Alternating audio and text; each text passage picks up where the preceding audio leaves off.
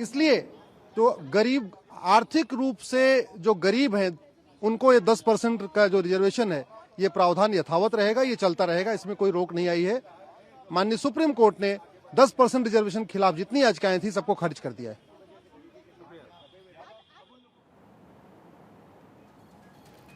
तो ये बड़ी खबर है इस वक्त की, जहां सुप्रीम कोर्ट ने इकोनॉमिक वीकर सेक्शन आरक्षण को संवैधानिक माना है। जस्टिस दिनेश महेश्वरी ने अपनी राय सुनाते हुए कहा कि सवाल बड़ा ये था कि क्या इकोनॉमिक वीकर सेक्शन आरक्षण संविधान की मूल भावना के खिलाफ है, लेकिन ये संविधान का उल्लंघन नहीं करता है। यह आरक्षण सही है, ये किसी भी प्रावधान का उल्लंघन नहीं करता है और भारत के संविधान के बुनियादी ढांचे का उल्लंघन नहीं करता है। इसलिए इस राय से उन्होंने सहमति जताई है। और सुमित भी हमारे साथ बने हुए हैं ज्यादा जानकारी के लिए। जजमेंट की कॉपी उम्मीद करती हूँ आपके पास होगी, क्या कुछ विस्तार से जानना चाहेंगे आपसे कि जजमेंट की कॉपी में क्या क्या और कहा गया है जजेस की तरफ से? देखिए, ये सुप्रीम कोर्ट ने अपने ऑपरेटिव पार्ट से जो फैसले के होते हैं वो पढ़े हैं। जजमेंट अब से थोड़ी देर के बाद हम लोगों के सामने होगा, लेकिन 4-1 से ये फैसला है। 4 जजों ने इस कानून के समर्थन में फैसला दिया है, जबकि एक जज ने इस कानून को असंवैधानिक करार दिया है। यानी कि बहुमत का फैसला है, यानी कि 4 जज ने इस कानून को मान्यता दे दी है, तो वही फैसला लागू होगा। यानी कि 4-1 से सुप्रीम कोर्ट ने इस कानून की संवैधानिक वैधता को बरकरार रखा है, यानी कि इसे कानूनी मान्यता सुप्रीम कोर्ट ने दे दी है। तो एक बड़ी राहत जो है वो 2 राज्यों में चुनाव से पहले मोदी सरकार, केंद्र सरकार के लिए एक बड़ी राहत मानी जा रही है, क्योंकि सुप्रीम कोर्ट ने साफ कह दिया है कि आर्थिक तौर पर यह आरक्षण का मुद्दा था। ऐसे में इस कानून की संवैधानिक वैधता को हम रद्द नहीं कर रहे हैं। आर्थिक तौर पर किसी भी शख्स को आगे बढ़ाने का अगर काम सरकार कर रही है तो वो संविधान को बल देता है, ना कि संविधान के मूल संरचना के खिलाफ। तो ऐसे में एक बड़ी राहत जो है वो कही जा सकती है केंद्र सरकार के लिए। अब तक जो फैसले पढ़े गए हैं 5 जजों की बेंच की ओर से, जिसमें दिनेश महेश्वरी, बेला त्रिवेदी और पर्डीवाला ने 10% आरक्षण के पक्ष में फैसला दिया है। तो तमाम जो जज हैं उन्होंने ऑपरेटिव पार्ट्स जजमेंट के पढ़े हैं। अब से थोड़ी देर बाद सुप्रीम कोर्ट की वेबसाइट पे इस जजमेंट को अपलोड कर दिया जाएगा। उसके बाद सुप्रीम कोर्ट ने इसके पीछे क्या कुछ ग्राउंड और दिए हैं वो हम सबके सामने होगा। लेकिन ये आज की सबसे बड़ी खबर यही है कि 2 राज्यों में चुनाव के पहले मोदी सरकार को सुप्रीम कोर्ट से बड़ी राहत मिली है। सुप्रीम कोर्ट ने ईडब्ल्यूएस कोटे को लेकर जो कानून लाए गए थे उस कानून की संवैधानिक वैधता को सुप्रीम कोर्ट ने बरकरार रखा है। 4-1 से ये फैसला सुप्रीम कोर्ट ने दिया है, यानी कि 5 जजों की संविधान पीठ में 4 जज ने इस कानून को संवैधानिक तौर पर सही माना है, जबकि एक जज ने इस कानून को असंवैधानिक माना है। यानी कि 4 जजों ने बहुमत से यह फैसला दे दिया है। ऐसे में इस कानून की संवैधानिक वैधता अब बरकरार रहेगी, उसी तरह से बहाल रहेगी जैसे पहले आरक्षण का जो लाभ है 2019 से अब तक जो है तमाम स्वर्ण गरीबों को मिलता आ रहा था और आगे भी इसी तरह से बरकरार रहेगा। ये सुप्रीम कोर्ट ने अपने फैसले में साफ कर दिया है। जस्टिस रविंद्र भट्ट हैं जिन्होंने इसकी खिलाफत की है। इस खिलाफत के ग्राउंड्स क्या रहे सुमित, ये भी आपसे समझना चाहेंगे। देखिए, जस्टिस रविंद्र भट्ट 5 जजों की संविधान पीठ में एक इकलौते जज थे जिनका मानना था कि आर्थिक आधार पर जो आरक्षण की जो व्यवस्था है वो सही नहीं है। अगर इस तरह की व्यवस्था अगर की जाती है तो आने वाले दिनों में कुछ और आधार पर लोग आरक्षण की मांग करने लगेंगे। ऐसे में इस कानून को असंवैधानिक करार दिया जाए, यानी कि उन्होंने इस कानून को असंवैधानिक करार दिया है। और उनका ये भी कहना है कि 2005 का इंदिरा साहनी का जो जजमेंट है, जो कि सुप्रीम कोर्ट की 5 जजों की संविधान पीठ का ही है, जिसमें सीधे तौर पर इंदिरा साहनी के जजमेंट में सुप्रीम कोर्ट ने कहा था कि 50% से आरक्षण अधिक नहीं दिया जा सकता है। किसी भी राज्य में राज्य सरकारें नहीं दे सकती हैं, केंद्र सरकार नहीं दे सकती हैं। सुप्रीम कोर्ट का यह भी कहना था कि अगर 50% जैसे अगर अधिक आरक्षण जैसे ही होगा वो अपने आप असंवैधानिक हो जाएगा। लेकिन यहाँ अगर जस्टिस रविंद्र भट्ट को छोड़ दिया जाए तो बाकी जज का जो राय है, जो कि फैसला है उनका ये मानना है कि आर्थिक तौर पर ये जो आरक्षण है उससे इंदिरा साहनी के जजमेंट से नहीं जोड़ा जा सकता है, क्योंकि आर्थिक तौर पर आरक्षण की जो व्यवस्था, जो कि केंद्र सरकार सुनवाई के दौरान भी ये कहती आ रही थी कि इसकी व्यवस्था अलग से की गई है। 50% जो आरक्षण है उसमें SC, ST, OBC को जो तो दिया ही गया है, लेकिन बाकी जो जनरल कैटेगरी को जो कि आरक्षण का लाभ उन्हें नहीं मिल रहा है, उसमें से 10% आरक्षण की व्यवस्था इन तमाम स्वर्ण गरीबों को दी गई है, जो कि गलत नहीं है। कहीं ना कहीं इसी दलील को, यानी कि इसी केंद्र सरकार की दलील को सुप्रीम कोर्ट ने माना है, और सुप्रीम कोर्ट ने माना है कि इंदिरा साहनी का जजमेंट इस कानून का वायलेशन नहीं करता है। यानी कि 50% का जो आरक्षण है उससे इस कानून ये जो कानून है उसको इफेक्ट नहीं करता है। ये 4 जजों का मानना है। बाकी जो एक जज हैं जस्टिस रविंद्र भट्ट, उनका मानना है कि यह कानून असंवैधानिक है, जो कि आर्थिक तौर पर आरक्षण देना सही नहीं है, जो कि संविधान के मूल ढांचे के खिलाफ है। हालांकि 4 जजों का जो फैसला वही मान्य होगा, बहुमत का फैसला मान्य होता है। तो 4 जजों का फैसला यही है कि इस पूरे मामले में जो कानून लाया गया है वो संवैधानिक तौर पर सही है, और सुप्रीम कोर्ट ने कानून की संवैधानिक वैधता जो थी EWS कोटे की, उसे बहाल रखा है। हालांकि जस्टिस रविंद्र भट्ट की राय अलग है, लेकिन उनकी जो राय है इस फैसले में प्रभावित नहीं होगी, क्योंकि सुप्रीम कोर्ट में बहुमत का जो फैसला है वही लागू होता है। तो देश में आर्थिक आरक्षण जारी रहेगा और EWS आरक्षण पर मोहर लग गई है। सुप्रीम कोर्ट की तरफ से इसे संवैधानिक करार दिया गया है। हालांकि जस्टिस रविंद्र भट्ट इसे असंवैधानिक मानते हैं, क्योंकि उनका कहना यह है कि आने वाले समय में फिर और आधार तलाशे जाएंगे आरक्षण की मांग को लेकर। बहरहाल ये बड़ी खबर, इस पूरे मामले पे बड़ा अपडेट। सुमित लगातार हमारे साथ बने हुए हैं। देखिए सुमित, बड़ा फैसला है मोदी सरकार के फैसले पर, यह सुप्रीम मोहर, और इसी के साथ अपनी पीठ थपथपाने का एक और मौका भाजपा के पास। विपक्ष को ये जरूर फैसला मान्य तो होगा, लेकिन क्या लगता है आने वाले समय में इस पर सियासत किस तरह से सुलझेगी? देखिए निश्चित तौर पर देखिए चुनावी कैंपेन, अगर हिमाचल गुजरात की बात की जाए, चुनावी कैंपेन बाकायदा चल रहे हैं, और इस फैसले की जो टाइमिंग है वो कहीं ना कहीं बीजेपी को इसका फायदा जरूर मिलेगा।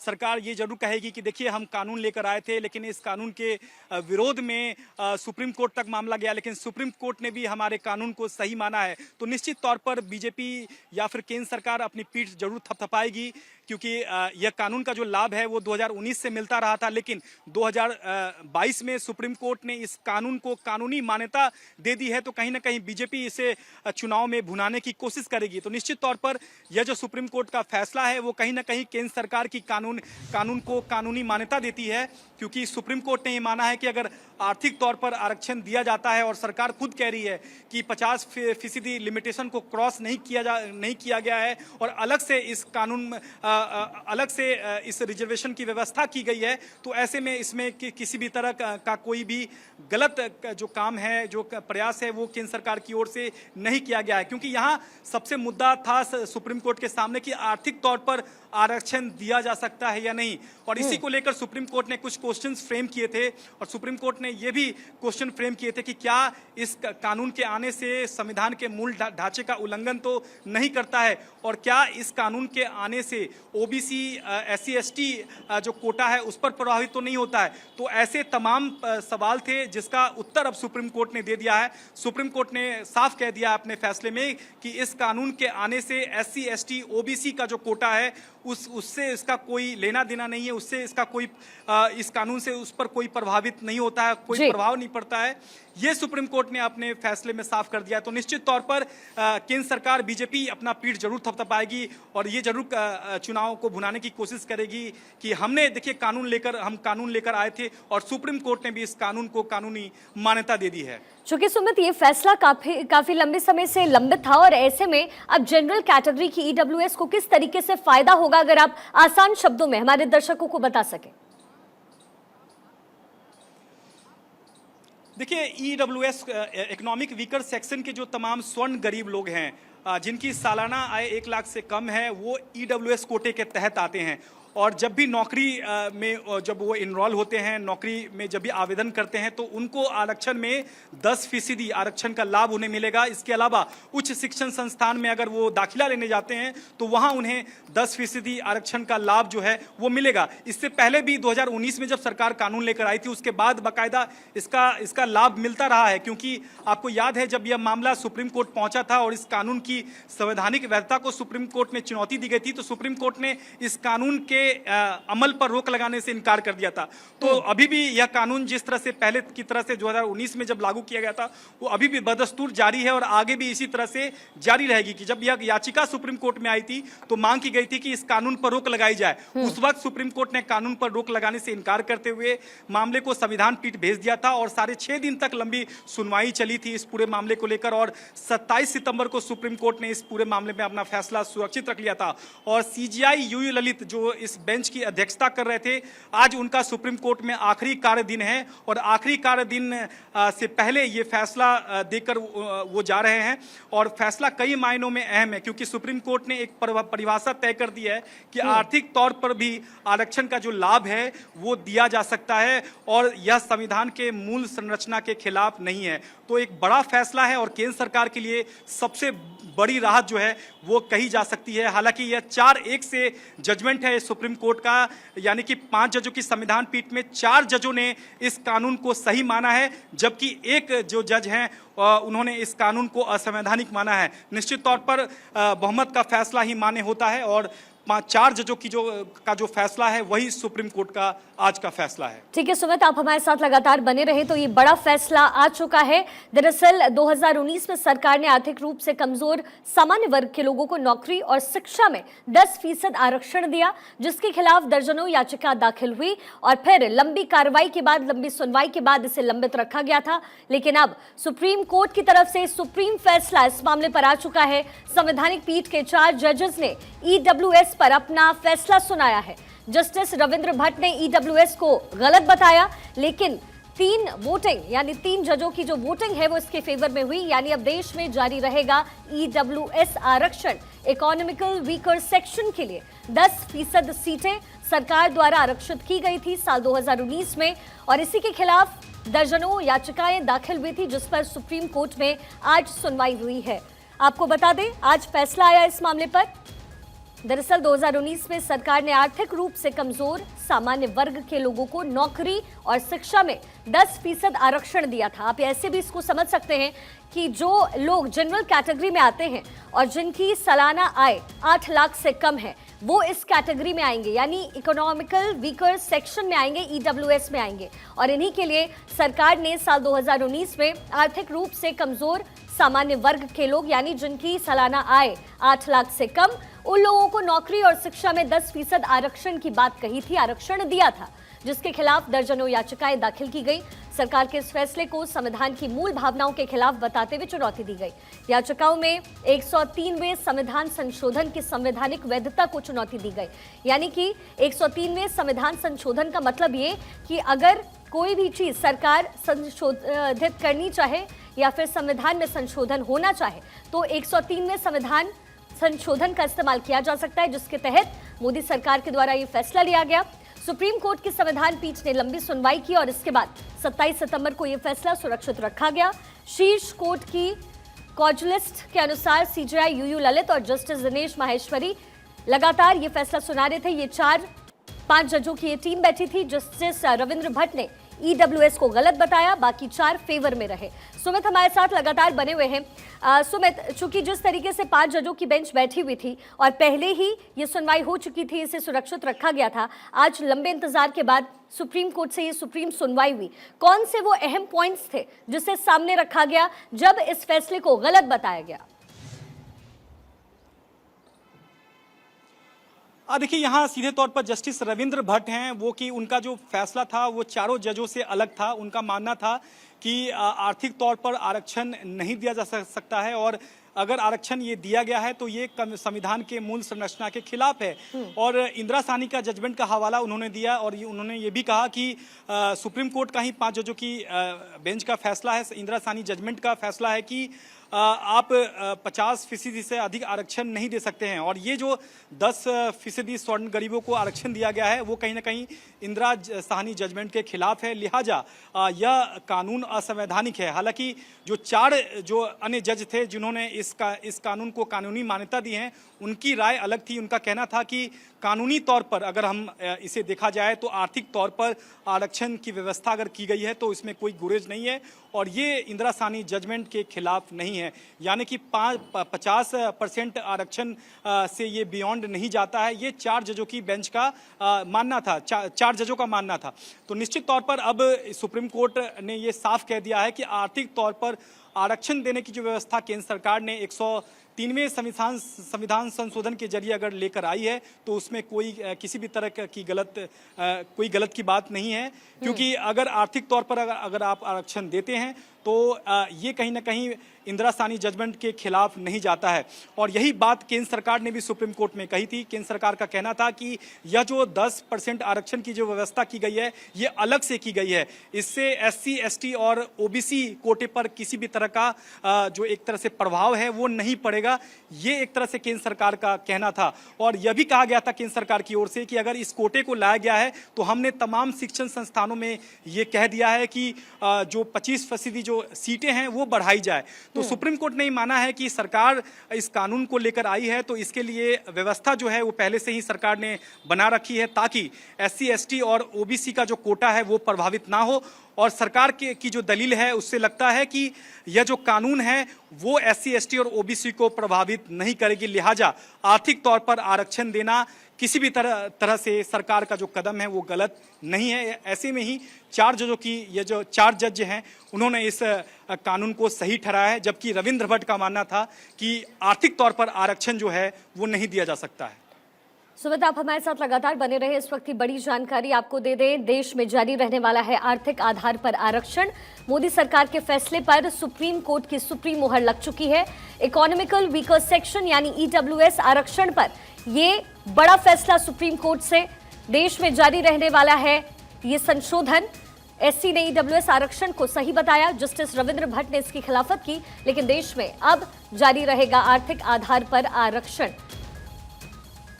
आपको बता दें, साल 2019 में इसे लागू किया गया था और इसके बाद याचिकाएं दी गईं। याचिकाओं में 103वें संविधान संशोधन की संवैधानिक वैधता को चुनौती दी गई थी।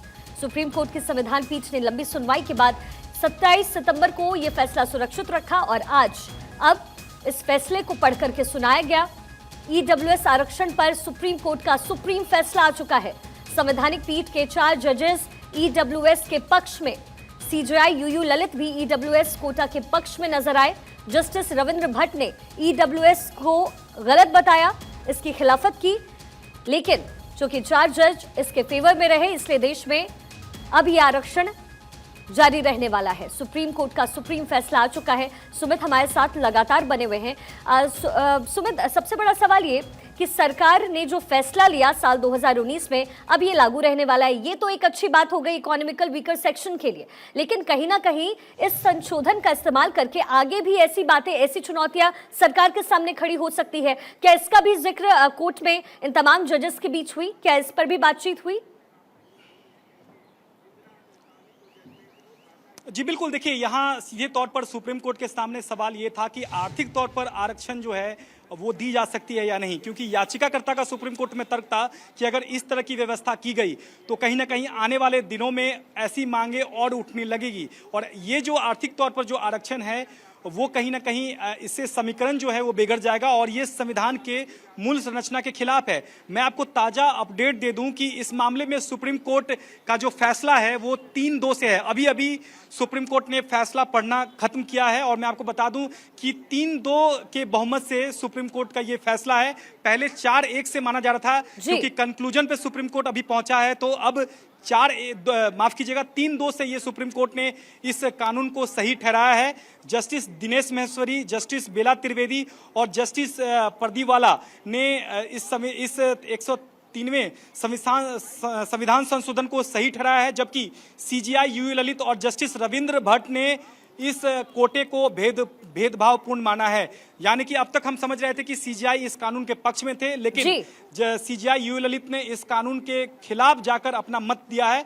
ऐसे में 3-2 से ये फैसला सुप्रीम कोर्ट का है, यानी कि बहुमत का फैसला 3 जजों का है। ऐसे में यही फैसला मान्य होगा, यानी कि इस कानून की संवैधानिक वैधता को 3 जजों ने 5 जजों में से 3 जजों ने इस कानून की संवैधानिक वैधता को सुमित, सही ये आप बड़ी ठहराया। जानकारी दे रहे हैं। अब तक ये मालूम चल रहा था कि 4 जजेस इस आरक्षण के फेवर में, लेकिन ये बड़ी जानकारी आप दे रहे हैं सीजेआई यूयू ललित भी इस आरक्षण के फेवर में नहीं है। संवैधानिक पीठ के सिर्फ 3 जज ईडब्ल्यूएस के आरक्षण के फेवर में, लेकिन सीजेआई यूयू ललित ने इसकी खिलाफत की है। साथ ही रविंद्र भट्ट ने भी इसे गलत बताया है। यानी अब ये आंकड़ा बदल गया है देश में, लेकिन फिर भी जारी रहेगा आर्थिक आधार पर आरक्षण, क्योंकि 5 जजों की बेंच इस पर कार्रवाई कर रही थी, इस पर फैसला सुना रही थी। लेकिन अब जो बात सामने निकल कर आ रही है कि संवैधानिक पीठ के मात्र 3 जज ही ईडब्ल्यूएस के फेवर में है, और बड़ी बात यह कि सीजेआई खुद यूयू ललित इसकी खिलाफत में है, लेकिन फिर भी देश में जारी रहने वाला है आर्थिक आधार पर आरक्षण। सुमित, आप कुछ और जानकारी भी दे रहे थे। जी बिल्कुल, देखिए सीजीआई क्योंकि 5 जज बारी बारी से जजमेंट पढ़ रहे थे और जब कंक्लूजन पर बात सामने आई है तो सीजीआई यूयू ललित ने इस ईडब्ल्यूएस कोटे को भेदभावपूर्ण माना है। और जस्टिस रविंद्र भट्ट पहले ही साफ कर चुके थे कि यह जो कानून है वो असंवैधानिक इस लिहाज से है क्योंकि आर्थिक तौर पर आरक्षण नहीं दिया जा सकता है। तो निश्चित तौर पर 3-2 से सुप्रीम कोर्ट का ये फैसला है, क्योंकि अब से थोड़ी देर पहले ही सुप्रीम कोर्ट ने अपना फैसला पढ़ना खत्म किया है, क्योंकि जजमेंट्स काफी लंबा होता है और उसके ऑपरेटिव पार्ट्स यानी कि आखिरी के जो पैरा होते हैं जजमेंट के, कंक्लूजन जो होता है वही पढ़ा जाता है। वही जज जो है वो बारी बारी से पढ़ रहे थे और लग रहा था कि सीजीआई भी इस कानून के फेवर में है, लेकिन आखिरी में उन्होंने कंक्लूजन ये दिया है कि यह जो कोटा है वो कहीं ना कहीं भेदभावपूर्ण है और इसे भी हम असंवैधानिक मानते हैं। तो जस्टिस रविंद्र भट्ट के बाद सीजीआई यूयू ललित ने भी इस कानून को गलत माना है, भेदभावपूर्ण माना है। इस लिहाज से 3-2 से ये सुप्रीम कोर्ट का फैसला सुप्रीम कोर्ट ने सुना दिया है, जिनमें 3 जजों ने इस कानून को कानूनी मान्यता दी है, जबकि 2 जज जिसमें से जस्टिस रविंद्र भट्ट और सीजीआई यूयू ललित ने इस कानून को गलत माना है, भेदभावपूर्ण माना है। ठीक है सुमित, लेकिन बड़ी जानकारी इसमें यह कि मोदी सरकार के फैसले पर सुप्रीम मुहर लग चुकी है। देश में जारी रहेगा आर्थिक आधार पर आरक्षण। सुप्रीम कोर्ट ने इकोनॉमिकल वीकर सेक्शन आरक्षण को माना संवैधानिक पीठ के 3 जज ईडब्ल्यूएस के पक्ष में, लेकिन जस्टिस दिनेश माहेश्वरी, जस्टिस बेला त्रिवेदी पक्ष में है, जस्टिस पारदीवाला भी ईडब्ल्यूएस कोटा के पक्ष में, लेकिन CJI UU Lalit EWS quota के विपक्ष में सामने आए। जस्टिस रविंद्र भट्ट ने भी ईडब्ल्यूएस कोटा की खिलाफत की है, लेकिन संवैधानिक पीठ के 3 जजेस ईडब्ल्यूएस के पक्ष में नजर आए। वहीं सीजेआई यूयू ललित खुद भी इस कोटे के विपक्ष में नजर आए हैं। संवैधानिक पीठ के 3 जजेस फेवर में, 2 जजेस इसके खिलाफत में, लेकिन मोदी सरकार के फैसले पर सुप्रीम सुनवाई में इस आरक्षण को सही बताया गया। सुप्रीम कोर्ट ने ईडब्ल्यूएस आरक्षण को संवैधानिक करार दिया है। संवैधानिक पीठ के 3 जजेस ईडब्ल्यूएस के पक्ष में थे, लेकिन CJI UU Lalit EWS quota के विपक्ष में खड़े पाए गए। साथ ही उनके जस्टिस रविंद्र भट्ट ने भी ईडब्ल्यूएस कोटा की खिलाफत की है, लेकिन देश में अब जारी रहेगा आर्थिक आधार पर आरक्षण। इकोनॉमिकल वीकर सेक्शन के लिए ये बड़ी खबर। हालांकि ये लाभार्थी जो है वो जनरल श्रेणी के हैं और इसी पर सवाल उठे थे, लेकिन वो कौन लोग हैं जो इस कैटेगरी में आते हैं, आप ये भी जान लीजिए। प्रतिवर्ष 8 लाख से कम अगर आपकी आय है तो आप इस कैटेगरी में बिलोंग करते हैं। साथ ही कृषि भूमि के क्षेत्रफल अगर 5 एकड़ से कम है तो आप ईडब्ल्यूएस कैटेगरी में हैं। आवासीय फ्लैट क्षेत्र अगर 1000 वर्ग फुट से कम तो भी आप इस सेक्शन में हैं। तो ये बड़ी जानकारी संवैधानिक पीठ के 3 जज ईडब्ल्यूएस के पक्ष में, तो वही 2 जजेस विपक्ष में, लेकिन मोदी सरकार के फैसले पर सुप्रीम मुहर। ईडब्ल्यूएस आरक्षण पर सुप्रीम फैसला लिया गया। देश में आर्थिक आधार पर आरक्षण जारी रहेगा। और इसी खबर पर लगातार हमारी नजर बनी हुई है।